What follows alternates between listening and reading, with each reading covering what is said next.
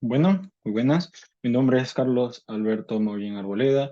Pertenezco a la Facultad de Jurisprudencia en el año lectivo 6.1.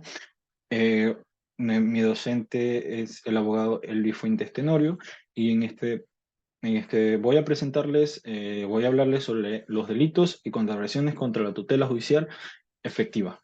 Bueno, tenemos que en el prevaricato de las o los jueces o árbitros, en el artículo 168, serán sancionados con pena privativa de libertad de 3 a 5 años. Se impondrá además la inhabilitación por el ejercicio de la profesión u oficio por 6 meses. Tenemos también que la actuación de las juezas y jueces, cuando intervienen en el conocimiento y resolución de garantías constitucionales, no son susceptibles de subsumirse como prevaricato. Tenemos que el prevaricato son los funcionarios públicos, hacen lo que la ley prohíbe o dejan de hacer lo que la ley manda. Tenemos que el prevaricato de los o los abogados, en el artículo 269, el abogado o defensor o procurador que en juicio revele los secretos de su persona defendida o la parte contraria, o que después de haber defendido o una parte y enterándose de sus medios de defensa, lo abandone y defienda a la otra.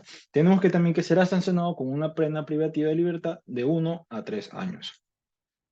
Tenemos que en el perjurio y falso testimonio, en el artículo 270 del COIT, tenemos que el perjurio es el quebrantamiento de un juramento o incumplimiento de una promesa, que a su turno puede referirse a no una declaración previa o posterior. Será sancionado con pena privativa de libertad de 3 a 5 años. Los agravantes, si el perjurio se comete en causa penal, será sancionado con pena privativa de libertad de 7 a 10 años.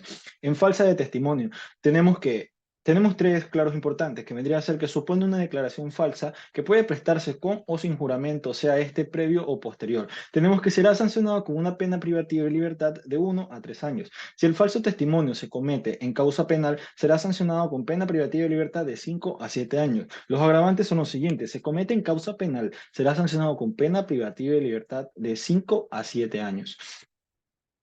Tenemos también los delitos contra la tutela judicial colectiva. Tenemos que el maliciosa es en el artículo 171, nos dice que la persona que proponga una denuncia o acusación particular cuyos hechos no sean probados, siempre que la acusación o denuncia, esta parte es muy clave, la acusación o denuncia sea declarada judicialmente como maliciosa. Bueno, tenemos que también será sancionado con una pena privativa de libertad de 6 meses a 1 año. Tenemos el fraude procesal que se cuarta en el artículo 272 que nos dice que la persona con el fin de inducir a engaño a la o al juez en el curso de un procedimiento civil o administrativo antes del procedimiento penal o durante él oculte los instrumentos o pruebas, cambien el estado de las cosas, lugares o personas. Creo que este en Guayaquil es muy visto, más bien por el motivo de las mafias, porque bueno, hace poco se vio cómo la mafia puede estar implicada en la política y en este artículo creo que hay muchos de esos casos. También tenemos que ser sancionado con una pena privativa de libertad de 1 a 3 años. Tenemos los delitos contra la tutela judicial efectiva. Tenemos en el artículo 273, nos dice que la revelación de identidad de agente encubierto, informante, testigo o persona protegida será sancionado con pena privativa de libertad de 1 a 3 años. Tenemos que en el 274, evasión o fuga, la persona que por acción o omisión permita que la persona privada de libertad se evada o fugue de un centro de privación de libertad, un centro de adolescentes infractores o durante la ejecución de un traslado, será sancionado con pena privativa de 1 a 3 años. Este vendría a ser la evasión o fuga.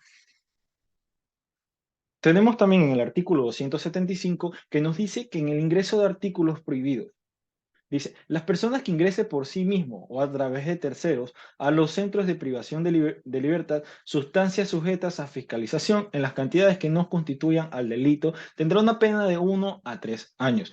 El ingreso de equipos de comunicación, el máximo de la pena, el ingreso de armas privativas de libertad de 5 a 7 años. Tenemos muy claro que en las cárceles, hoy en este momento, se encuentra mucho armamento, tanto como se han encontrado lavadoras, se han encontrado muchas cosas, o sea, este artículo redunda mucho. Tenemos que en el artículo 276, omisión de denuncia en razón de la profesión, cargo u oficio. La persona que en razón de profesión, cargo u oficio conozca de hechos que constituyan graves violaciones a los derechos humanos o delito con la integridad y no denuncie el hecho, tendrá de 2 a 6 meses. Si la omisión es por parte de quien sea el propietario, responsable o representante legal de la institución pública o particular, se aplicará el máximo de la pena. Si la omisión se produce sobre delitos contra la integridad física de niños o adolescentes, se aplicará la máxima de la pena aumentada en un tercio. Tenemos también que con las contravenciones contra la tutela judicial efectiva, en el artículo 277, la omisión de denuncia, tenemos que la persona servidora o servidor público y encargo de su cargo. Tenemos que la pena privativa de libertad de 15 a 30 días, que conozca un hecho de contravención penal. Estos son los tres casos más. Bueno, tenemos que en la conclusión la mayoría de estos artículos nos pueden decir lo que pasa o no pasa, pero nos podemos dar cuenta a través de los hechos que han pasado.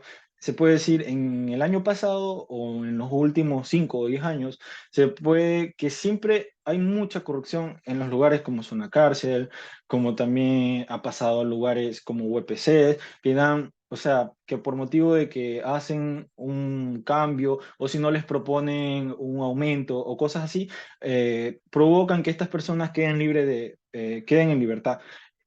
Hay un caso muy en particular que se dio que, por ejemplo, dice que en las cárceles, los mismos reos, las personas que trabajan como reos, este, ellos venden, o sea, ellos traen sus caramelos, sus sustancias, llevan hasta celulares, llevan hasta reloj, o sea, ellos les venden a las personas allá adentro. Y a raíz de eso, eso también está en contra. O sea, estamos hablando de que se están violando los artículos establecidos en el Código Penal. Y bueno, podemos decir que en estos casos se tendría que aplicar la pena. O sea, se tendría que aplicar la pena porque están rompiéndolo con el reglamento que está establecido. Bueno, de antemano, mi nombre, como ya se los expliqué al inicio, y esta fue mi exposición. Espero que haya sido de su agrado y se los agradezco. Muchas gracias.